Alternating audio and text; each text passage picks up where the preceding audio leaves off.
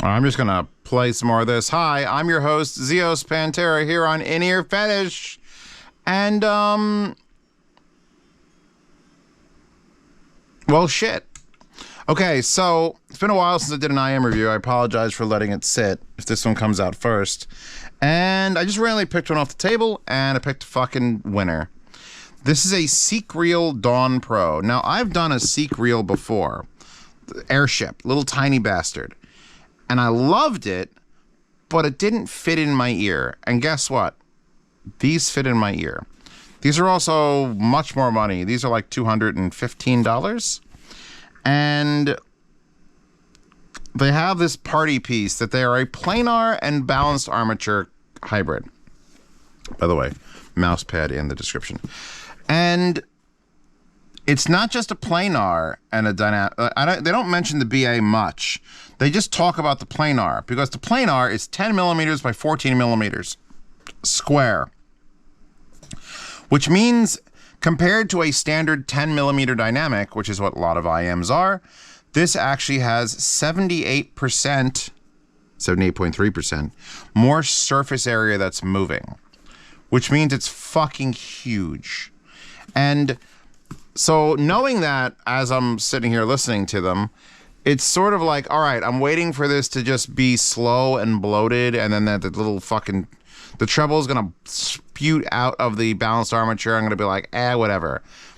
The blending is perfect. I cannot tell you where the like I'm listening to the Konosuba, like, I don't even, what instrument is this? Hold on.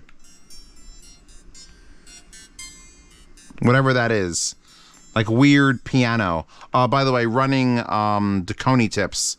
The tips this comes with are just basic bitch silicones. There's one pair of foams, but again, they're only mediums. The case is very, very Wednesday Addams. It's just like black leather with gold zippers.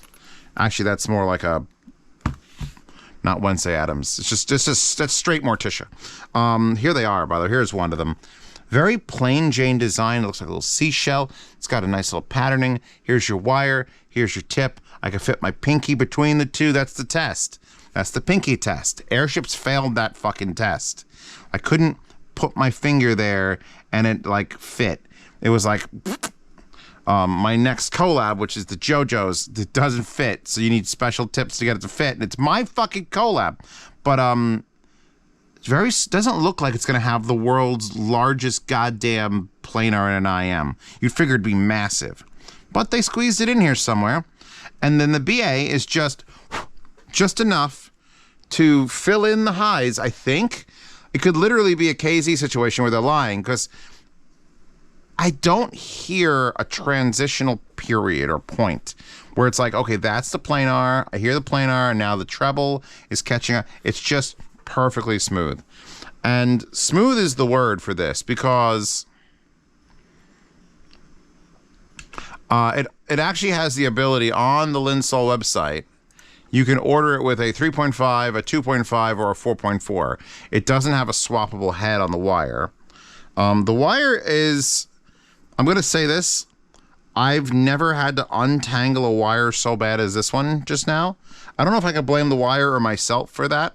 But it's a 4-wire weave, pretty nice, up to a split, up to 2 wires. It's fine. It's fine. It's not the greatest. I would have rather had the 4.4 because it's so many more amplifiers I use to test it, and actually that one too. But I'm just gonna shuffle through some more music because if I'm thinking about planars, I'm thinking about like Let's Shore S12 or Z12 for that matter. And I don't, this is twice the price or at least 50% more cost, but it's so fucking good. The word is good. This is one of those IEMs that's impressing me at this price point. Because I'm thinking about it, and it's like, well, what about the 7 Hertz timeless AE, Zeos? Yeah, what about it? This might take the 7 Hertz timeless AE off the list. Because it's just It's everything I wanted of a huge planar, only it's not slow. And then they fill it in with that BA, and the treble is just, it doesn't hurt. It's not too little. It's not too much. It's not out of phase. It's not out of sync. It sounds like it's all part of the driver. And then that 78%, when you get to a track, because here's the thing, it's not like it's bassy because everything's bassy now. It's not tuned to be bassy. I feel like these are tuned to be very, very neutral, but in the most exciting way possible. I'm playing 38 special. There's no real like bass. There's a little bit of bass there, but it's not like bass. Is there a bass track I got here? Hold on. Bass track. There you go. LED Spirals from John Wick. This is a bass track. This, wait. Sounds huge. It doesn't just sound like, oh, there's low end in this track. It sounds like there's low end in this room, is the best way to describe it. Because it's effortless. Because it's literally, if that's your normal driver, there's what we're dealing with. We're dealing with just almost twice as large as a normal driver. And it's just like, yeah, I can make bass go. Watch this. So it doesn't sound like it's tuned for low end. You could tell, like the Rinko is tuned for low end. So when you hear it, it's like, God damn, this just sounds like it can.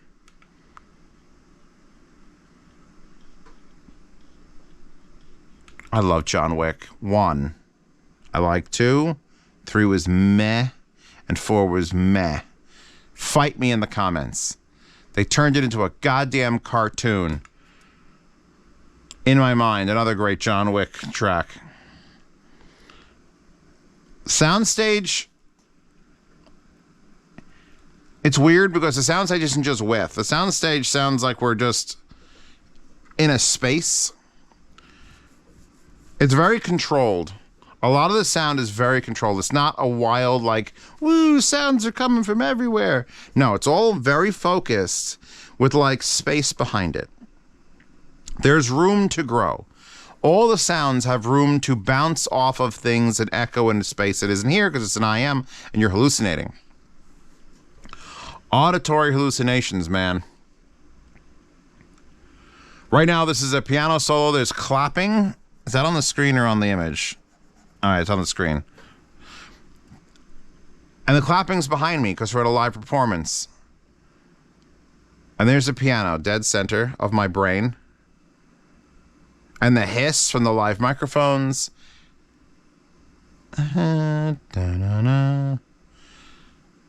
It's just, they're so clean. The clean is the word again. I just did a speaker. I just did the fucking... scratching my chin, hold on. I did the AirPulse A300 Pro. And those have the best tweeter I've ever heard in a speaker. Like, basically, it's like one of the best tweeters I've ever heard in a speaker. And this, with the BA, tied into this huge planar, is equally clean. So you could either spend $2,300 on a speaker or $211.65 on the Sequel Dawn Pro and have a very similar experience.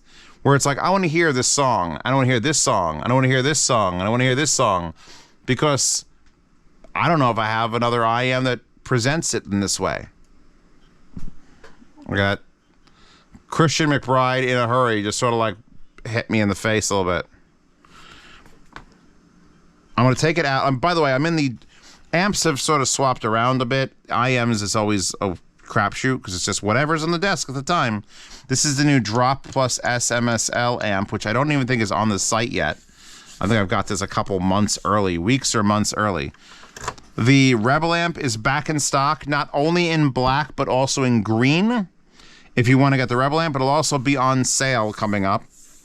So it's currently $660 because welcome to the future. God fucking damn it. These are some aggressive fun.